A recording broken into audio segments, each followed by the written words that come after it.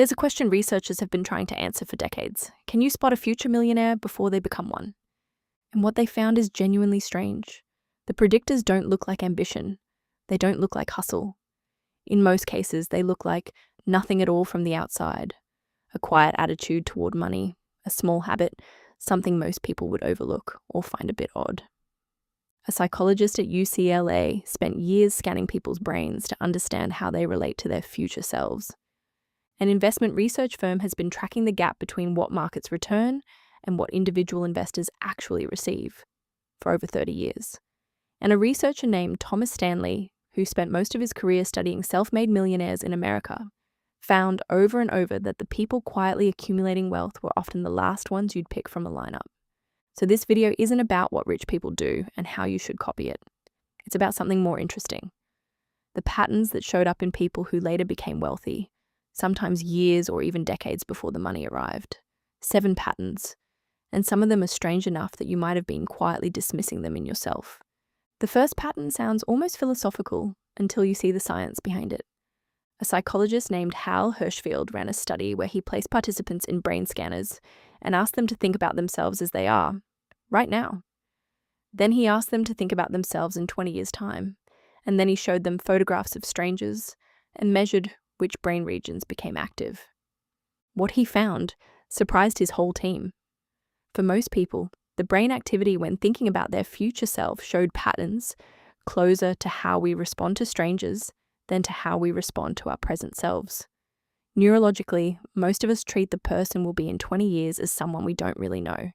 But the people who showed strong future self continuity, whose brains responded to their future self the way they'd respond to themselves right now, those people saved significantly more, made better long-term decisions, and were far less likely to trade short-term gratification for long-term cost.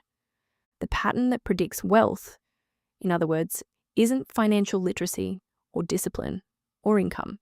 It's whether you can genuinely feel empathy for the person you're going to be. Think about superannuation for a second. The reason most Australians undercontribute isn't that they don't understand compound growth. It's that the 65-year-old version of themselves feels abstract, distant, a bit like a stranger, and we don't make sacrifices for strangers. The people who salary sacrifice earlier, who voluntarily review their contributions, who set a reminder and actually keep it, they tend to be people who picture that future person clearly, not as a concept, but as someone real. The second pattern is one that researchers call financial approach behaviour, and it is the direct opposite of what most of us instinctively do. Here's how most people handle a piece of bad financial news. An unexpected bill, a month where the spending got away from them, a statement that feels too high. They notice it, they feel a spike of anxiety, and then they find something else to do. The statement stays unopened, the bank app gets avoided for a few days. They know there's a problem, but they're not quite ready to look at it directly. This isn't a character flaw. It's a perfectly normal stress response. Financial information that feels threatening triggers avoidance, and avoidance feels like relief in the short term. But the pattern researchers see in people who go on to build wealth is the opposite. They look at bad news earlier, not later. They open the statement the day it arrives. They sit with the number, even when it's uncomfortable, and work out what it actually means. Not because they're more disciplined, but because their nervous system doesn't treat financial information as a personal threat. It treats it as data. A clear Australian example. Most people avoid looking at their HECS balance. It feels bad to look at, but the people who examine it honestly often discover that HECS is one of the more structurally forgiving debts in the system. There's no fixed interest rate, repayments, only kick in above a certain income threshold. The indexation rate moves with CPI rather than being fixed, so it varies from year to year and can be higher in some years than others. And the debt is wiped upon death. Looking at it directly often makes it less frightening, not more. Problems you can see are problems you can solve. The wealth-building pattern isn't avoiding discomfort. It's treating discomfort as useful information. The third pattern is subtle, and it's probably the one that's hardest to explain to someone who doesn't already experience it. When most people receive an unexpected financial win, a bonus, a tax return, a pay rise, there's an almost automatic sense that the money wants to be spent. The feeling arrives quickly. I worked hard for this. I deserve to feel it. This isn't weakness. It's how most of us have been wired to relate to money. Good financial event. Reward follows. Future millionaires often describe barely registering that pull at all. The bonus arrives. They feel pleased. And then, nothing particular happens. The money sits there. They're not suppressing an urge. There's genuinely no strong pull towards spending it. The trigger has decoupled. Behavioral economists call this windfall mental accounting. Money arriving outside of regular income gets mentally coded differently and doesn't automatically trigger the same spending impulse. The Australian cultural norm of, I work hard and I deserve to enjoy it, is one of the most expensive stories we tell ourselves. Not because spending is bad, but because the automatic move from financial win to lifestyle upgrade is one of the most reliable routes to lifestyle inflation. And lifestyle inflation is the single biggest thing that prevents wealth accumulation across every income level. The fourth pattern involves a finding that the investment research firm DALBAR has been documenting every year for more than 30 years. Their study compares two numbers: the returns that investment funds actually deliver and the returns that individual investors actually receive from those same funds. Every single year, there is a gap, and the gap consistently shows individual investors earning meaningfully less than the funds they invested in. The reason isn't fees, it's behaviour. People sell when markets drop. They buy when things feel safe again, which is typically near the top. They adjust their allocations when the news gets loud. And every time they intervene, they either lock in a loss or miss a recovery. The pattern that predicts wealth isn't sophisticated investing. It's the near total absence of active management. Future millionaires set up automatic contributions to superannuation, to index funds, to a broad investment account, and then they largely disappear, not out of ignorance, but out of a deliberate policy of non-interference. Australian super is almost a forced experiment in this finding. The people whose super performs worst are often those who switch to cash during a market drop or move to a self-managed fund they then actively traded. The people who did the least, who let the default balanced option run for decades, often ended up with considerably more. Being boring on purpose turns out to be harder than it sounds, but it consistently outperforms almost everything else. The fifth pattern comes from a study that changed how behavioral economists think about saving. In the late 90s, two researchers, Richard Thaler and Shlomo Benartzi, ran an experiment with employees at a manufacturing company. Rather than asking people to save more now, they asked them to pre-commit a percentage of their future pay rises to savings before those rises arrived. The results were striking.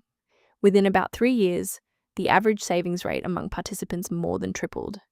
The key wasn't willpower, it was timing. People committed to saving future money before it existed, so there was no sense of loss, no lifestyle to cut back, no sacrifice that felt real in the moment. Future millionaires tend to do this naturally. The moment they know a pay review is coming, the extra money is already mentally allocated. When the raise arrives, they increase a transfer, adjust a salary sacrifice, redirect the difference before it settles into their everyday account. The money never quite feels like theirs to spend freely, because they have already decided where it's going. In practical Australian terms, scheduling a super contribution review to happen at the same time as a pay review takes about 10 minutes once, and then runs on autopilot. Almost no one does it. The people who do tend to end up with noticeably different retirement balances over time. The sixth pattern involves the way future millionaires think about time, specifically the end of it.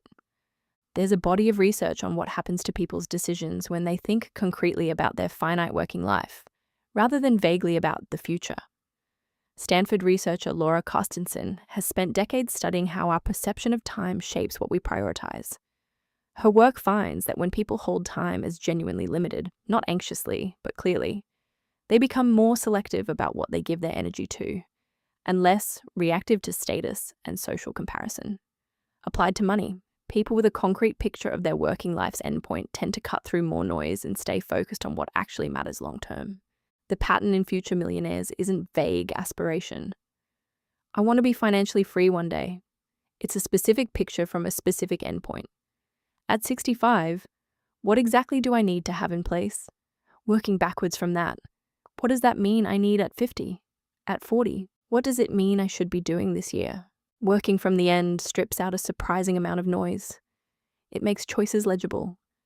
Does this move me toward that picture or away from it? People who think concretely about a finite working life tend to move differently.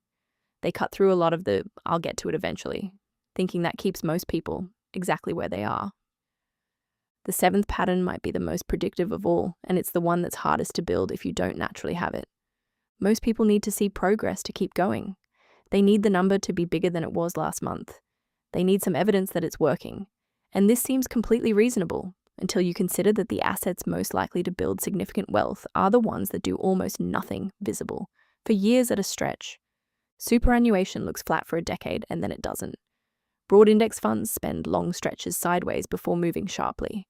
Property sits still while costs accumulate. Every major long-term wealth vehicle requires sustained, consistent effort through long stretches of invisible progress. Research on what psychologists call uncertainty tolerance, how comfortable people are with not knowing, consistently finds that people who struggle with ambiguity tend to move their money more often. They shift out of long-term assets when progress isn't visible and into things that feel more immediately responsive. That movement tends to cost them. Future millionaires have somehow made peace with not knowing when it will pay off. They keep contributing through a decade where nothing seems to be happening. They hold through volatility. They don't need the scoreboard to keep playing. That patience, not the dramatic kind, not the kind people talk about online, just the quiet willingness to keep going when nothing visible is happening, is one of the most reliable predictors of wealth accumulation that researchers have found. Not because patience is a virtue in some abstract sense, but because all of the mechanisms that actually build wealth require time, and time requires someone willing to wait. Here's the thing about all 7 of these patterns. You don't adopt them by trying harder. They're not habits in the usual sense. They're more like orientations, ways of relating to money and time that either feel natural or they don't. If several of these resonated, if you recognize yourself in them, maybe even in things you'd thought of as slightly odd about the way you approach money, that's worth pausing on. The research suggests you may be further along than your bank balance currently shows. And if they didn't resonate, that's also useful. Because these aren't fixed personality traits. They're patterns you can understand, practice, and gradually build into the way you think and act. The research on each of them includes evidence that people develop these orientations over time, often after just understanding why they matter. Wealth rarely announces itself early, but it does leave a trail. If you want to start laying that trail on purpose, there's one more thing worth pointing to before you go. I've made a longer video that walks through the full Australian financial picture from scratch, in the order each piece genuinely builds on the last. It starts with your real take-home pay, moves through super, debt, investing in property, and ends with how all of it connects into one system you can actually follow. It's a long watch, and deliberately so.